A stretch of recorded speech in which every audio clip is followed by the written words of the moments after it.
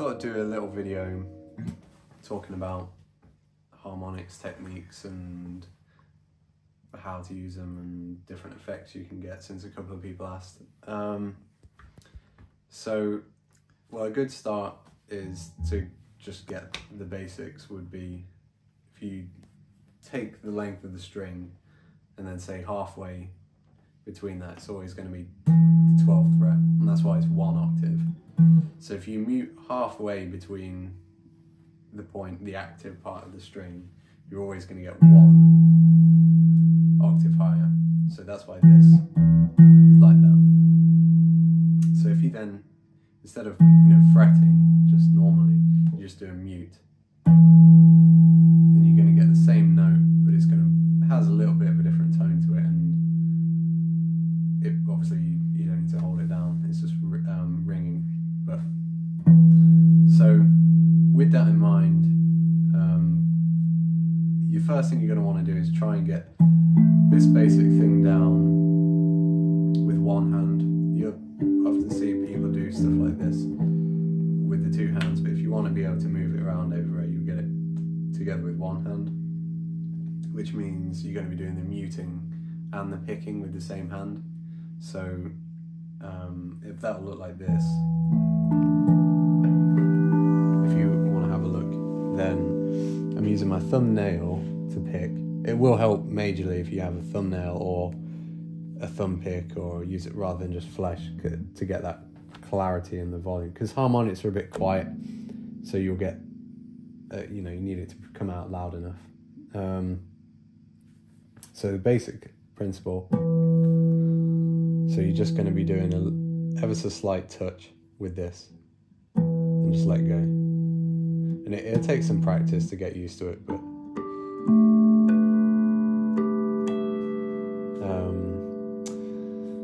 that's this basic principle. So once you have this down, you're going to need to start seeing this part of the fretboard, I would say sort of beyond the 12th fret. You just need to be able to see it as almost like identical to this. You might be able to do this already, it might make sense, but just you need to be able to see this and just say that's 3, that's 5, that's 7, that's 9. Because if you're playing a note down here, you need to know where it corresponds to 1 octave above.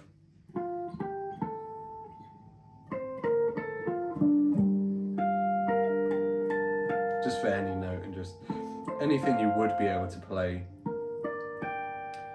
on your left hand, just try and get into the habit of knowing where it would be up here as well, so you can just drop on it with the right hand. But my eyes are looking here, definitely, and I'm just feeling that this area is where it's going to be 1 octave up. So once you've sort of got a feel for just doing single notes, the really sort of pretty wow factor kind of effects with this, you often hear them on these chords where it's like 5 or 6 different notes in the chord. If it's like a really interesting, unusual chord, they'll just use a harmonics to sort of emphasize it as a feature. So I mean, if you take, when I say 6 different notes or 5 different notes, I don't mean something like this, your regular kind of campfire chords, whatever. It's like they're just 3 different notes but doubled in octaves.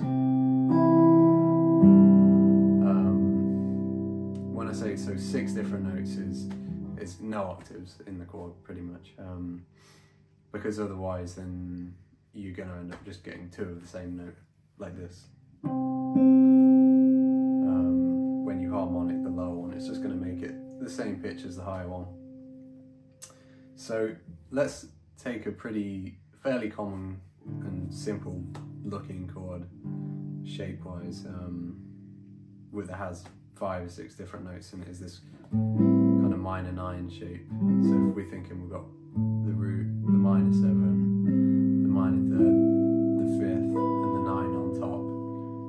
So you've got 5 different notes right there, and available is also this 4th. So that's 6 different notes, right? It doesn't sound like much if you just go, it sounds a bit muddy, but you can get away with these more muddy kind of chords because they're going to come out an octave higher, and just chords in that kind of register, you can get away with more things like that. For example, like, sounds very muddy, but doesn't really sound muddy, it sounds quite clear, and it's fine. So that's one way you could emphasize an interesting chord, is just straight single notes. But I think what people are after when they talk about harp harmonics is this effect. I'll just demonstrate and then bring the camera on and you'll see, like, so when you're gonna go kind of this up and down sweeping effect.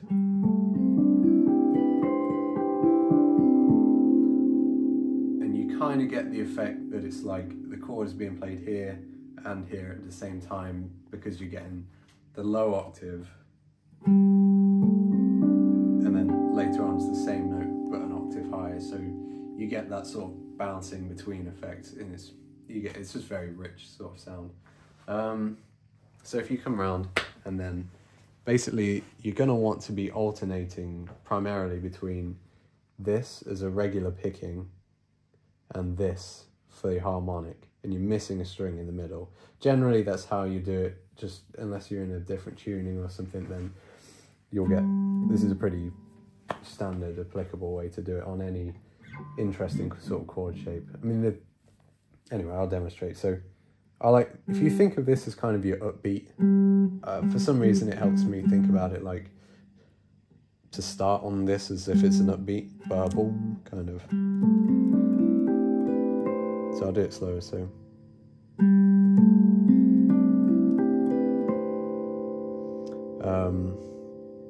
So that's up, and on the down, so pick, so harmonic, pick, harmonic, pick. So it's a nice effect just to give it kind of it's just a different perspective on an already interesting chord voicing, I guess. A good way to think about it is really the notes are in pairs. This thing and this thing. This thing and this thing. And that's how you're breaking it up, really. And if you get that close sound, I mean, if you do them together, it's this. Just next to each other in the scale. So, this is called, people will refer to this as chime rather than harp, which is where you're just doing them together at the same time. It's the same principle, but instead of going, you're just going together.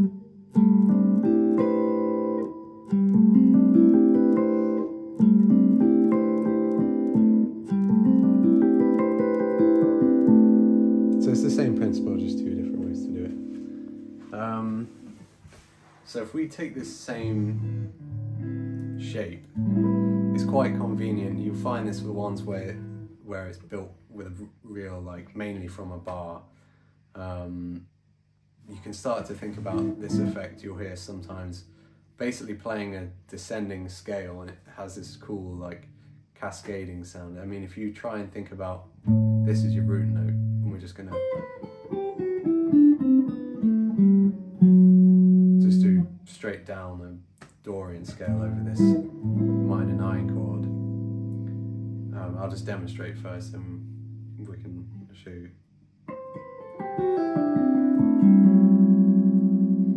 And you can hear everything sort of.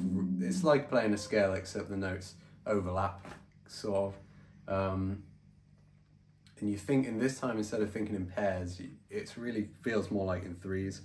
1, 2, so 1, 2, 3, 1, 2, 3, 1, 2. pull-offs and hammer-ons with the left hand as well. There's no extra picking. It's the same picking, it's just you mixing in hammer-ons and pull-offs. So if you come around and show the left hand and the right hand. So you keep this in your mind, this shape, if it's something familiar. This is the sound you're trying to achieve, but just with the notes overlapping, basically.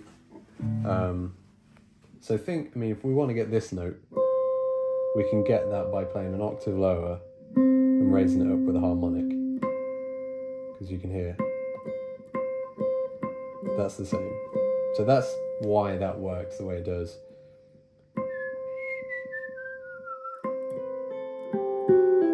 And you see we've got this here, pull off. And we've had to put it back here. We go bam, bam, bam, pull off.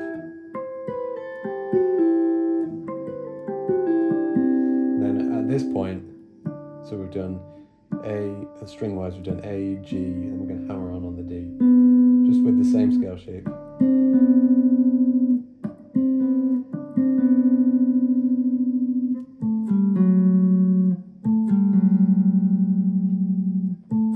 And you want to try and make sure you don't touch the other string accidentally if you want to get that really ringing sound. Take a bit of practice, but you'll get it down just if you just sit at it. But think of it in threes. 1, 2, 3, 1, 2, 3, 1, 2, 3, 1, 2, 3. And if you so that's obviously for a Dorian scale, but if you think about how this position of each scale, whatever, where it's kind of any scale that has a bar at the bottom. So if you think of this as your root as well, so any minor scale really. If you want to do your natural minor sound,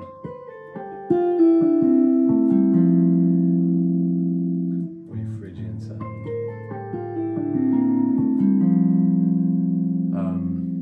just by altering a couple of the other notes. If you ought to be familiar with those shapes, those scales already, if you're trying to put them in a harmonics way, because then it will make more sense.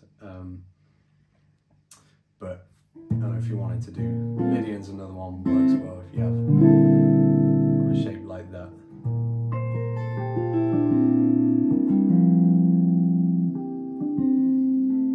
So yeah, you've got to watch out sometimes. You see, as I did this by mistake, and you can hear that's the same. This is okay, but it's not. You want that ringing kind of with two different notes. So sometimes you might have to not play it straight or work it out in a bit more. But yeah, that's just a couple of the scale examples that you can do with cascading stuff. Another thing you can do, so that's just if you're trying to emphasize, let's say, a specific interesting chord in the tune. It's just, you just want it to jump out and highlight it a bit more. Some people can do it where they use it as more of a fundamental part of the piece, doing like maybe a set rhythm or a set melody. There's a song called Ophelia by Steven Anderson, and I'll try and play it. It's like he'll do it's built around the harmonics thing, but you can hear a really clear rhythm and melody in there, rather than just emphasizing a random chord just because it sounds cool. He'll go like,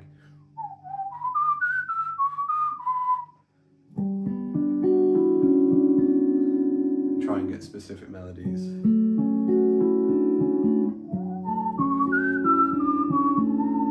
And then play it in time, so you get things like,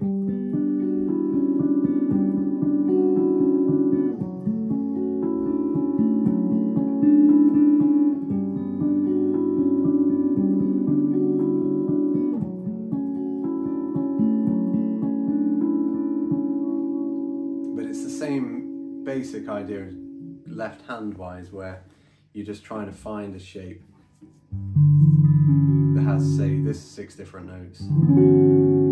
This is like 5 different notes.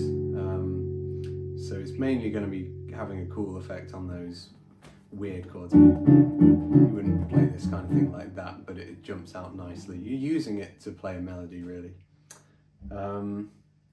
There's one other thing, this one's really niche. Doesn't work on too many different chord shapes. Pretty much just things like this. You know, if it's a straight bar, straight line. If I take the open strings, this sort of swipe effect, like, it's hard to get clear. You see. So if you come around here, I'm not very good at this. I don't use it very often for that reason, because it's a bit impractical. But if you take a chord that has a straight line, basically, and it's somewhere, then you can just go straight through there, like.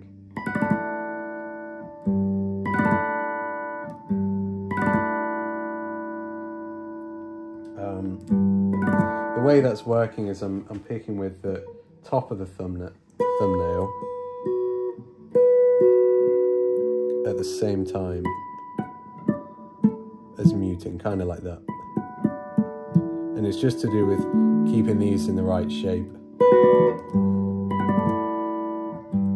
But really that one's pretty niche. Doesn't work on shapes because you're limited to the ones where it's just a straight line. So yeah, that's kind of as an overview of a handful of different ways you can use them. Hopefully that's helpful, just to a quick coverall, but ask any questions in the comments or whatever, and cheers.